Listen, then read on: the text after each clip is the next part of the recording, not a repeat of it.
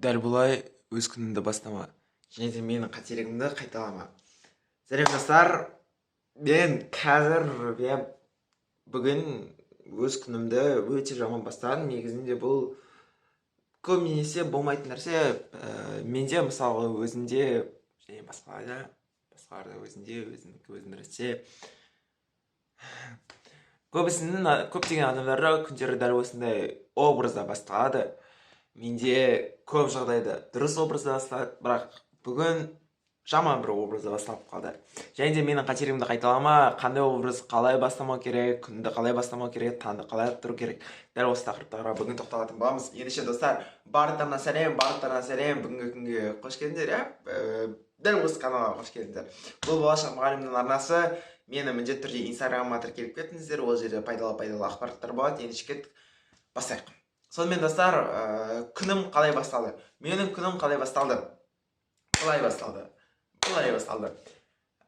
Мен кеше ата-аналар жиналысынан келдім. Мектепте ата-аналар жиналысы болды, 8 мен 11 сыныптар аралығында. Мен ол жерде выступать еттім. Кейін анамды күттім. Анам, яғни ортақ бір жиналыс біткеннен кейін ата-аналар өздерінің сыныптарына барды, иә. Мен анамды бір күттім. Сағат 8-дерге қарай біз мектептен шықтық. Мен өзі таңнан бері сол мектепте жүрдім. Басым ауырып тұр ма? Очки деген бар ғой, вообще адамның көзін ауыртады. Солай шықты, бардым үйге бар жаққан кезде, даже үйге бармай тұрып та, мен жаңа мектепте уже жиналыстың соңына қарай бір ортасында өзімді біртүрлі сезіне бастадым.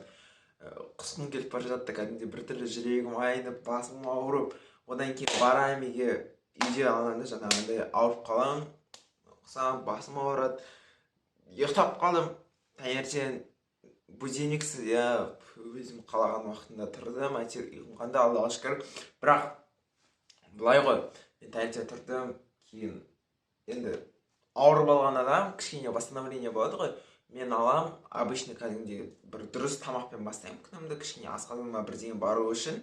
Одан кейін алам да кішкене күтемін, сол күткен кезде мен тағы да барамын да жатамын, телефон қараймын. И вот осы жерде менің күнім басталды. Яғни мен телефонды бір сағаттай тиктокқа кірсең, сен вообще ужаста қаласың. Ана жерде бар ғой, ленталарды айналдыра берсең, ужаста қаласың.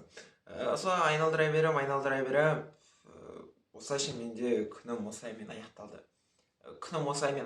Демеймін, кешірім сұраймын, мен қазір өзімді қолға алып, қазір сағат бір 12-лердің шамасы. Енді бұл именно видео түсіріп жатқан уақытта, қазір мен видеоны басқа бір уақытта саламын. Бұл басқа күн болады, басқа уақыт болады.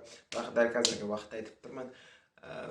Күнім осылай басталды, мен әзірше бір мотивацияны сезініп тұрған жоқпын. Мен бірақ қазір сезініп тұрмын. Бұлай видеоға түсіріп жатыр, мен қазір контент дайындаймын, мен одан кейін контент дайындаған кезде енді ақырын барды. Бірақ тренировкаға, бүгін тренировочный день, менде тренировкаға барған кезде мен вообще мотивациям, энергиям ұшады аспанға қарай. Мен бұны сезіп тұрмын, мен бұны алдын ала білемін, бірақ менің дәл қазіргі қателігім, бұл күнімді дәл осылай телефонмен бастаған, мен қазір вообще бұл жерден шыға алмай қалған сияқтымын. Мен қайтадан бір жаңа энергиямен бастаған керек. Мен қазір просто кетіп қалып, көзімді шайып бассейнға түсіп, шомылып көлге түсіп, бірақ қазір далада қар бұлай келе алмайды. Бірақ айтарым дәл осы достар, күндеріңізді бұлай бастамаңыздар. Менің кеңесім енді ол туралы бөлек бір видео болар, күнді қалай бастау керек, лайфхактар туралы.